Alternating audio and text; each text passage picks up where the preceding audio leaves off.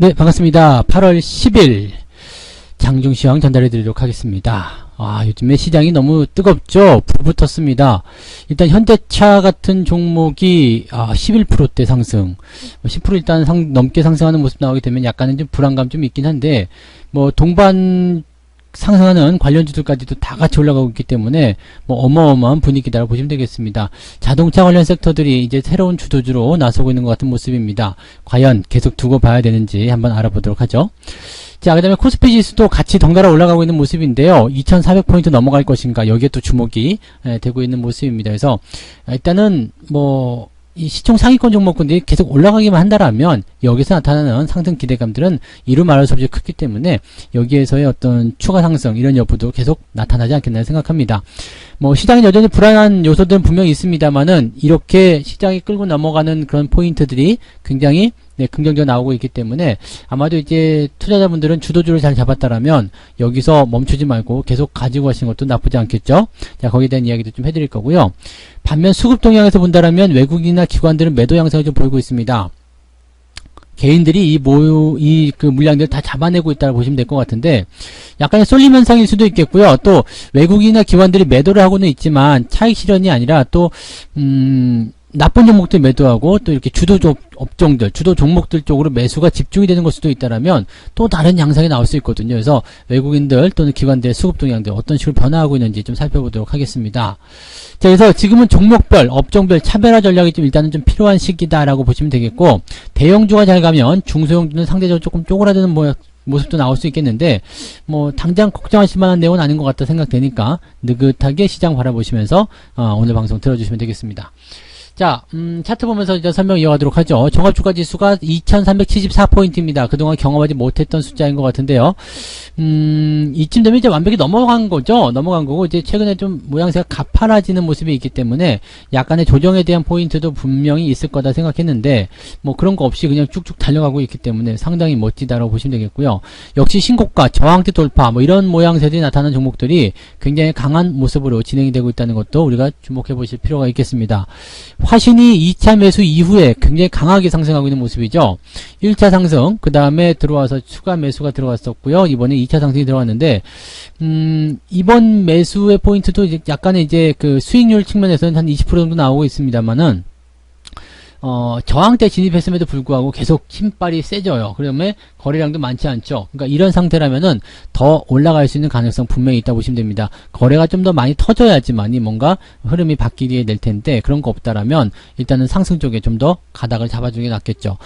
일단 이런 종목들 같은 경우 그대로 홀딩하시면 될 것 같습니다. 그래서 지금 포지션대로 본다라면 그 자동차가 잡고 가는 모습이기도 하고요. 그 다음에 이 코스피 쪽에서 2400포인트 넘어가는, 2300포인트 넘어가서 2400포인트로 넘어가는 그런 형태로 간다라면 현재 상태로 보면 굉장히 강한 흐름들로 연결되는 모습이 아닐까 생각합니다. 여기에 지금 한몫하고 있는 것이 이제 현대차, 기아차, 그 다음에 현대, 위아, 난리가 아니죠, 다들? 네, 종목들이 워낙, 세고 좋게 나가고 있기 때문에, 이런 쪽에서는 충분히 여러분들이, 기대치를 좀 높여도 되지 않을까 생각합니다.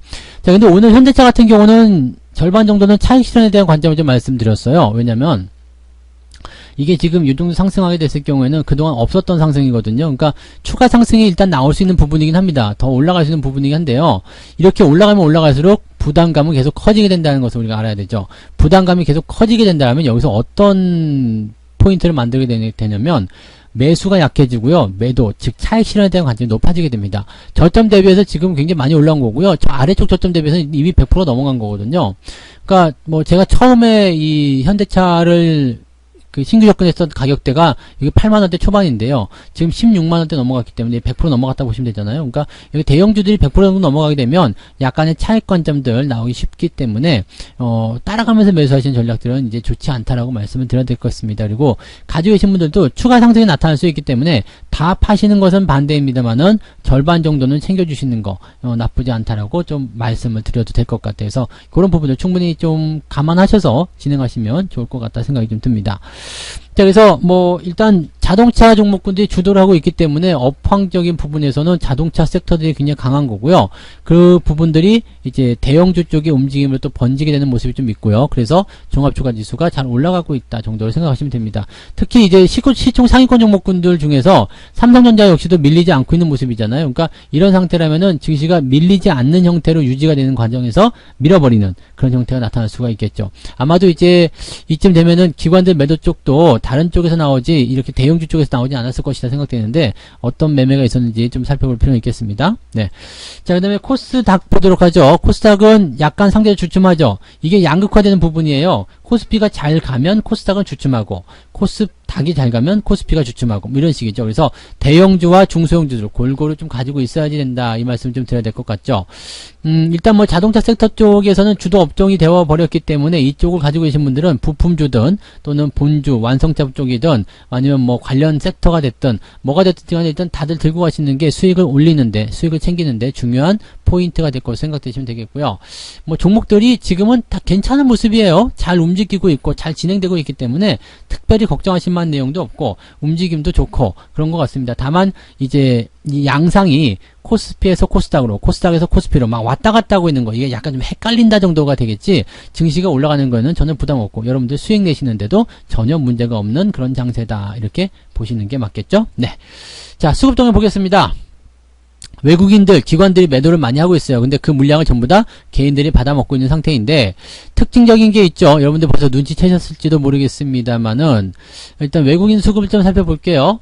매도가 줄어들고 있는 형태. 그래서 지금 보면은 외국인 매도가 확장되지 않는다라면 지수가 버텨질 가능성이 굉장히 높거든요. 지수가 버텨지면서 유지가 되는 그런 상태로 갈 가능성이 높기 때문에 그런 정도로 좀 판단해 보시면 되겠고 또 주도 하나 볼 것이 연기금 쪽입니다. 연기금이 지금 보면은 그 매도가 좀 있었는데 매도를 많이 줄였어요. 그러면서 이제 이 기조라면 이제 순매수까지도 가능하지 않겠느냐 이렇게 보여주고 있는데 연기금이 일단 매수를 진행을 하고 있다라면 일단 지수에 대한 방어가 연결이 된다고 보셔야 되기 때문에 시장은 긍정적으로 분석이 되는 내용이 되겠죠. 그러니까 이런 식으로 대응이 되면 되겠고요.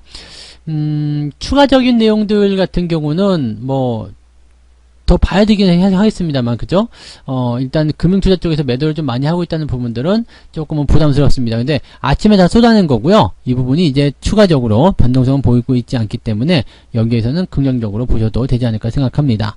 수급적인 동향은 이 정도로 우리가 해석하시면 될 것 같고요. 어떤 종목들 매매했는지 이제 좀 살펴보도록 하죠. 종목들, 투자자들 매매 상위 종목들 좀 살펴보면은요. 오늘 잠정 집계를 봐야 되겠죠.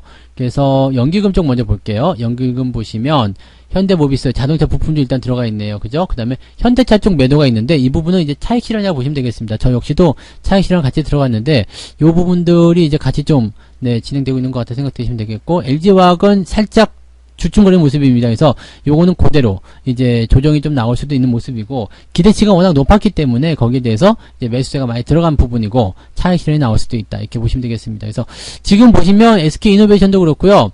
연기금 쪽에서 매도하는 부분들 같은 경우는 단기에 많이 오른 종목들에 대한 차익 실현이 진행되고 있는 것이다 이렇게 봐주시면 될 것 같습니다. 그 정도고요. 매수는 이제 올라가고 있는 종목들 위주겠죠. 오늘 LG전자도 많이 올라가고 있고요. 솔브레인 뭐 그 다음에 셀트리온 이런 것들 포스코 케미칼 뭐 최근에 이제 움직임이 좀 좋았었던 그런 종목들 위주의 매수세가 유입이 되어 있다라고 봐주시면 되겠습니다. 와, 포스코 케미칼도 정말 많이 올랐네요. 그죠?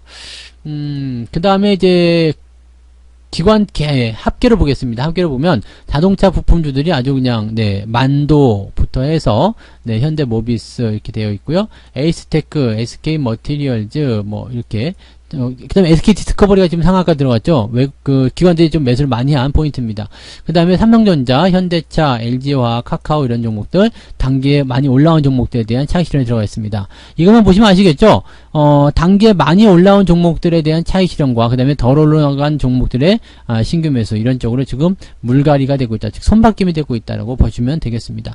외국인들 동향도 나쁘지 않을 거예요. 뭐 크게 다르지 않을 것 같은데 외국인들 동향 같은 경우에서는 일단 뭐 SK 디스커버리나 롯데케미칼 이런 종목군들이 이제 움직임을 좀 받게 된 거고요. 롯데케미칼 같은 경우는 지금 보시면 이제 화학 업종에 대한 부분 때문에 부담스럽다라고 되어 있지만 실질적으로 이제 시장이 돌아서게 된다면 이런 쪽은 강세를 보일 것이다 해서 이렇게 주가가 올라가는 모습이 좀 나타나고 있습니다.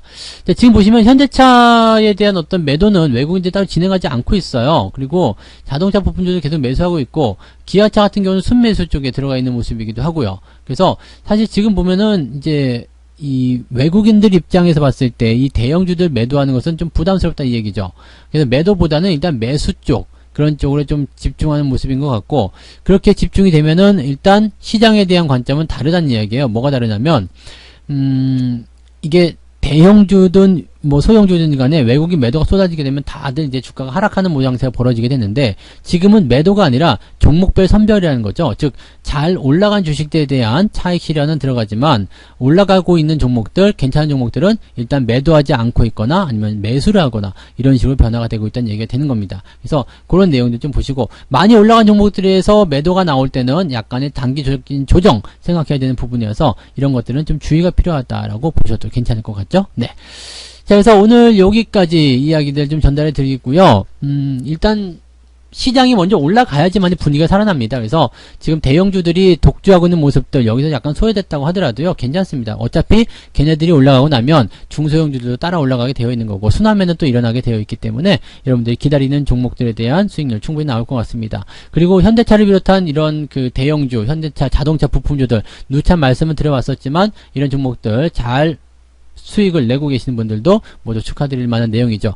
일단 당분간은 변동성에 대한 것들이 너무 커졌을 때는 절반 정도 차익 실현이고요.